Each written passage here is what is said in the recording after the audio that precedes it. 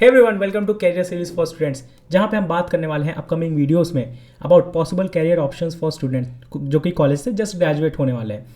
तो will talk about product management, finance, software consultancy, HFT, quant, ये सब क्या होती है, कैसे इनमें घुसना है, कितना स्कोप होता है, वगैरह वगैरह चीज़ें। I tell you everything which you need to know so that you can make inform choices. तो इस वीडियो में हम बात करने वाले हैं इन्वेस्टमेंट बैंकिंग के बारे में। हम इसमें बात करेंगे about everything which you need to know about basic salary, skills, degrees, क्या क्या रिक्वायर्ड है, इंडिया यूएस में काम क्या होता है, डिफरेंस क्या होता है, ऑल दोस थिंग्स। ठीक है, तो let's get started. This video is in collaboration with Seekho. Seekho is a career accelerator for young and ambitious people just like you. I'll cover in detail how it's going to help you to accelerate your career. More about it later in the video. अब यार ये वो कुछ points हैं जो कि मैं आपको कवर करके बताने वाला हूँ कि इन्वेस्टमेंट बैंकिंग होती क्या है। सब फर्स्ट ऑफ ऑल ये बहुत जानना ज़रूरी है। और एक्चुअली में कई लोगों को ये भी नहीं पता होगा कि कमर्शियल बैंक्स, इन्वेस्टमेंट बैंक्स है ना, NBFCs, all these things are different. So मैं इन सब के बारे में भी थोड़ा सा आपको ऊपर से नॉलेज दूंगा। फिर आपको मैं बताऊंगा पर्क्स क्या होते हैं इन्वेस्टमेंट बैंकर बनने के, ठीक है, अदर दैन सैलरी जो कि बहुत अच्छी होती है, और स्किल्स क्या रिक्वायर्ड होती है। I mean you can be one of them, but you know you should start preparing from early on. तो अगर आपको ये सब चीज़ें पता होंगी तो आप अभी से प्रिपरेशन शुरू कर सकते हो। If you are in second year, third year, fourth year also, तो आपके चांसेस सिलेक्शन के ज़्यादा हो जाएंगे।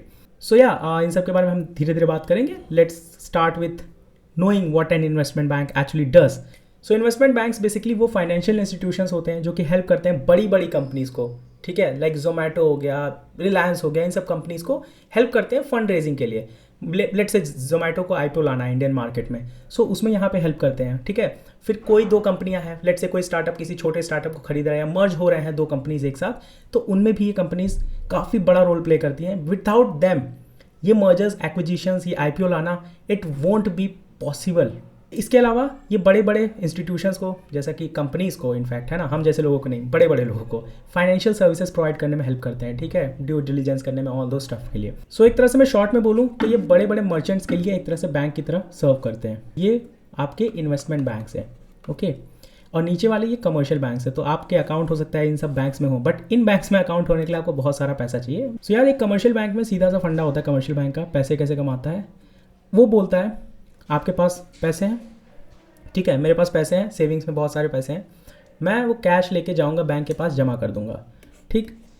बैंक बोलेगा कि आप 7-8% पे मुझसे 7-8 साल बाद पैसा ले लेना, या जो भी मतलब उनके पास रख दो, स्टोर कर दो, एनी हाउ।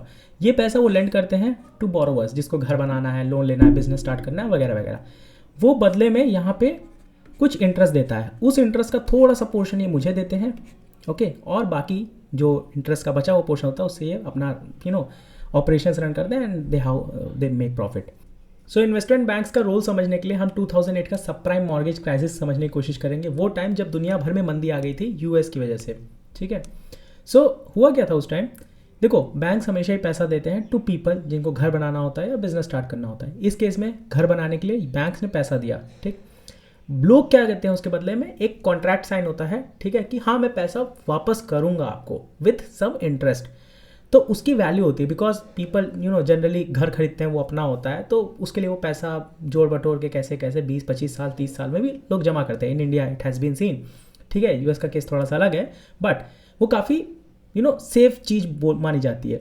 सो बैंक्स ने क्या किया, उन चीज़ों को, उन कॉन्ट्रैक्ट्स को, ठीक है, पास कर दिया इन्वेस्टमेंट बैंक्स को। ना इन्वेस्टमेंट बैंक्स लाइक लहमान ब्रदर्स वगैरह ने क्या किया, उनको उन सारी सिक्योरिटीज़ को एक बंडल बना के सीडीओस में कन्वर्ट करके इन्वेस्टर्स को भेज दिया, ठीक है। इन्वेस्टर्स व पीपल जो कि रिच होते हैं, थोड़े से पैसा वैसा लगाते हैं मार्केट में, तो उनको बेच दिया। तो उनको लगा ये काफ़ी सेफ है, तो उसमें उन्होंने पैसा लगा दिया। अब इन्वेस्टमेंट बैंक्स को लगा कि लोग तो यार खरीद रहे हैं, ठीक है, तो उन्होंने क्या किया, और डिमांड क्रिएट करनी शुरू की। उन्होंने कहा कि हमें और लोन तुम दो, ठीक, कहीं से भी जनरेट करके। अब कहीं से भी जनरेट करने का क्या मतलब है, बैंक्स क्या करेंगे, कहेंगे अच्छा भाई हमें भी प्रॉफिट मिल रहा है, तो उन्होंने उन लोगों को तक को लोन देना शुरू कर दिया जो लोग इन जनरल केपेबल नहीं थे पे करने के वापस। तो इसकी वजह से क्या हुआ, यहाँ पे लोन कलेक्ट होते गए, सीडीओस की क्वालिटी डिग्रेड होती गई, गिरती चली गई, ठीक है। बाद में जब ये इन्वेस्टर्स को पता चला कि यार ये लोग तो जो जिन चीज़ों पे हमने पैसा लगाया है उस पर तो रिटर्न आने ही वाला नहीं है, क्योंकि लोग तो डिफ़ॉल्ट कर जाएंगे, तो इसकी वजह से ही पूरा का पूरा मार्केट क्रैश हुआ। So now the question arises कि यार इन्वेस्टमेंट बैंकिंग में इतना ज़्यादा पैसा क्यों मिलता है। For an undergraduate student जो कि एनालिस्ट रोल में जस्ट स्टार्ट हुआ है, ठीक है, उसकी स्टार्टिंग सैलरी 16 से 30 लाख होती है। This is a good number for an analyst, और विद इन 2 और 3 ईयर्स ये सैलरी डबल से ट्रिपल आराम से हो सकती है। सो द थिंग इज़ कि यार जो आपके इन्वेस्टमेंट बैंक्स होते हैं इनमें जो प्रोजेक्ट्स होते हैं ना ये बहुत बड़े होते हैं। I mean they can go up to millions of dollars, billions of dollars, ठीक है। तो इतने बड़े जब अमाउंट में आप डील कर रहे होते हो तो उसका अगर छोटा सा भी आपको कमीशन मिलता है ना तो भी अमाउंट बहुत साइज, चेक साइज़ बहुत बड़ा होता है, ठीक है। तो इन्वेस्टमेंट बैंक्स पैसा क्योंकि ज़्यादा कमाते हैं तो ज़्यादा पे भी कर सकते हैं। एंड द थिंग इज़ कि यार इतने बड़े बड़े प्रोजेक्ट्स हैंडल करने के लिए बहुत ज़्यादा मैनफोर्स की भी ज़रूरत नहीं होती है। एक छोटी सी टीम 5-6 लोगों की बहुत आराम से ये काम कर सकती है। So that's why salaries are higher. आपको मैं यहाँ पे अंडर ग्रेजुएट लेवल वाली चीज़ें बता रहा हूँ, ठीक है, क्योंकि जो जनरल आप इन्वेस्टमेंट बैंकिंग में घुसते हो उसका बहुत ही शॉर्ट पार्ट MBA के थ्रू होकर जाता है, बट हम यहाँ पे अंडर ग्रेजुएट लेवल के थ्रू डील करेंगे, ठीक है। तो अंडर ग्रेजुएट लेवल में अगर आप जस्ट आपने UG अपनी डिग्री कंप्लीट की है तो आप एनालिस्ट रोल के लिए जा सकते हो, ठीक है। सिलेक्शन ही आपका एनालिस्ट रोल के लिए होगा, ठीक। फिर प्रमोशन होते होते आप एसोसिएट बनोगे, स्किल्स गेन करोगे और ऊपर जाओगे, वगैरह चीज़ें होती हैं।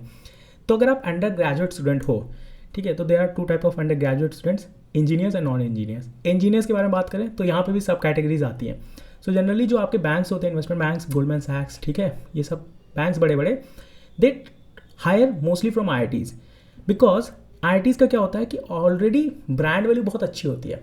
सेकेंड थिंग इसकी नेटवर्क बहुत स्ट्रांग होता है IITs का, ठीक है। So if someone is already there, ठीक है, IIT से, तो अपने कॉलेज वाले को ही प्रेफर करेगा, बहुत सारी चीज़ें होती हैं। बट ऐसा नहीं है कि नॉन IIT से अगर आप हो तो आप इन्वेस्टमेंट बैंक्स में नहीं घुस सकते हो। You can get into investment banks, थोड़ा सा रास्ता टफ हो जाता है, लंबा हो जाता है। हाँ, एक चीज़ है, अगर आपने अपना स्टैट्स, इकोनॉमिक्स या मैथ में अपना मेजर किया है तो it really helps to stand out, ठीक है। आपका सिलेक्शन होने के चांसेस बहुत ज़्यादा बढ़ जाते हैं, बिकॉज मैथ्स हैवी एक तरह से मैं बोलूँगा ये सब चीज़ें होती हैं इन्वेस्टमेंट बैंकिंग में। एंड फॉर नॉन इंजीनियर्स जो कि BSc वगैरह किया है, जिन्होंने CA वगैरह किया है, so for them you can do CFAs, FRM, ये सब आपके कुछ स्पेशलाइजेशंस होते हैं which you can do, and if you do तो आपके चांसेस इंक्रीज होते हैं। बट गिवन केवल डिग्री करने से आपको वहाँ पे सिलेक्शन हो जाए ज़रूरी नहीं। आपने इकोनॉमिक्स किया है, लेट से आप IIT से हो, डजेंट मैटर, डजेंट मीन कि आपका हायरिंग हो जाएगी।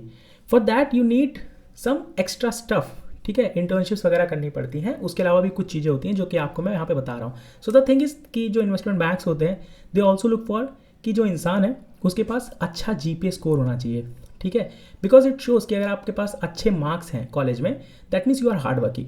एंड द थिंग इज़ कि ये जो बैंक्स होते हैं इनमें जो काम होता है it can easily stretch up to 10+ hours a day, ठीक है। 7-8 घंटे वाली नौकरी नहीं होती, 10-10, 12-12 घंटे, 14-14 घंटे काम करते हैं, as far as I know, ठीक है, जो मैंने अपने सीनियर्स से पूछा है। सेकेंड थिंग इज़ कि यार you should be good with numbers, ठीक है। ऐसा नहीं कि आपको कैलकुलेटर ही यूज़ करना है, एक्सेल शीट यूज़ करनी है, बट आप अपने दिमाग में भी वो नंबर्स को प्रोसेस कर सकते हो easily. So you have to be very good at it, you have to be good at the back of the envelope calculations. इसके अलावा अगर आप के अंदर लीडरशिप स्किल्स हैं, आपने कुछ टीम वगैरह रन की है, ठीक है, कोई सम लीड, कुछ ऐसी क्वालिटीज़ हैं जो कि यूनिक है, तो it will really help you to stand out, ठीक है। Because most of the time you won't be dealing with the clients, तो इतना ज़रूरी तो नहीं है, बट इट हेल्प्स अगर आपके पास बात करना आता हो, सही से कम्युनिकेशन स्किल्स आती हो। नेक्स्ट थिंग कि आपका इंटर्नशिप्स बहुत मैटर करती हैं, तो you have to have internships in finance, ठीक है। स्मॉल इन्वेस्टमेंट बैंक्स, बहुत सारे छोटे छोटे इन्वेस्टमेंट बैंक्स भी होते हैं, ठीक है, जो कि बहुत बड़ी बड़ी कंपनीज़ के साथ नहीं डील करते हैं, जोमेटो से नहीं डील करते, उससे छोटी कंपनी से डील करते हैं। सो उन कंपनीज़ के अगर आपने इंटर्नशिप्स की हो तो इट हेल्प्स अलॉट। बेसिकली कुछ ना कुछ फाइनेंस में किया हो, because see they are looking for serious candidates. उनको नहीं चाहिए कि आपने ज्वाइन किया आज इन्वेस्टमेंट बैंक, कल आप जो है प्रोडक्ट मैनेजमेंट में घुस गए, कंसल्टिंग में घुस गए। They don't want this kind of people, ठीक है। सो दैट्स वाई बहुत ही रिगरस टफ एक सिलेक्शन प्रोसेस होता है इनका। अब यार फाइनेंस में करियर बनाना is not easy because of the lack of guidance जो कि इंडिया में एग्जिस्ट करता है, ठीक है। So I would like to introduce you to a platform called Seekho. Seiko is a career accelerator that has a membership called Select, especially for young and ambitious people like you. With Select, you get access to 200+ skills from 40+ industry gurus, competitions and networking opportunities. Now the best thing which I liked about Seiko is कि यहाँ पे जो experts हैं, जो mentors हैं, ठीक है, I mean they are top of their field.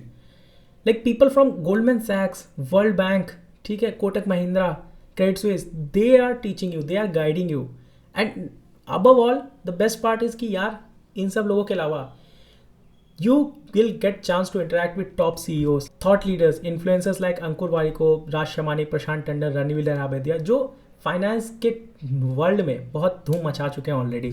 अब जो दूसरी बात मुझे इनकी बहुत अच्छी लगी वो थे इनके subscription prices, very cheap, affordable to almost every student, $249 for 3 months, अगर देखा जाए तो 80 रुपये के आसपास पड़ रहा है कुछ, and it cost less than a pizza. So I will highly recommend you to go and check out this platform, जिसका लिंक मैंने डिस्क्रिप्शन में देके रखा है. And if you use my code तो आपको 10% एडिशनल डिस्काउंट भी मिल जाएगा. So don't wait, just go and start learning.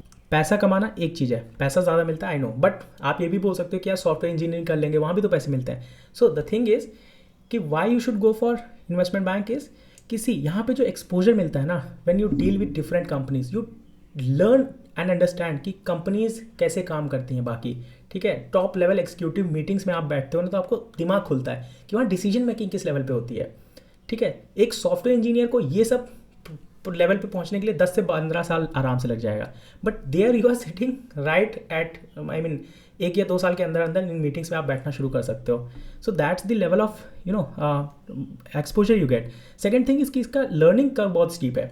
अब यार काम की बातें करें हम तो आपकी जॉब इंडिया में भी लगवा सकते हो, यूएस यूरोप में भी लगवा सकते हो, बट इन जनरल अगर आप यहाँ के कैंपसेस में हायर हो रहे हो, इंडिया के कैंपसेस में हायर हो रहे हो, आईटी से हो नॉन आईटी से, इट डजेंट मैटर, बट आप इंडिया में हायर हो रहे हो तो आप इंडिया में ही काम करोगे मोस्ट ऑफ द टाइम.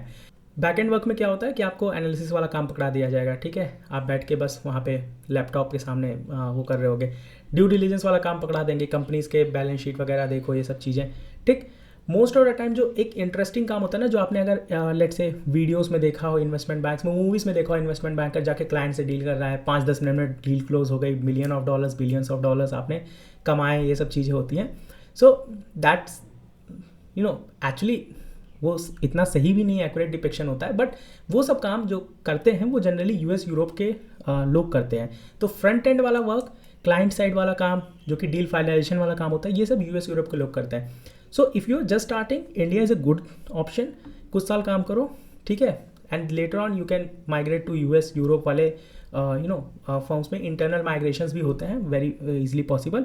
आप इंडिया के ब्रांच में ज्वाइन करो, later on you can move to US Europe वाली ब्रांच में. फिर प्रोग्रेशन की बात करें, सो इस इंडस्ट्री में जब आप घुसते हो तो आप अगर आपने अंडर ग्रेजुएट लेवल पे एंट्री की है, ठीक है, तो आपको मिलता है एनालिस्ट रोल. ठीक, नंबर्स के साथ मोस्टली डील करना होता है.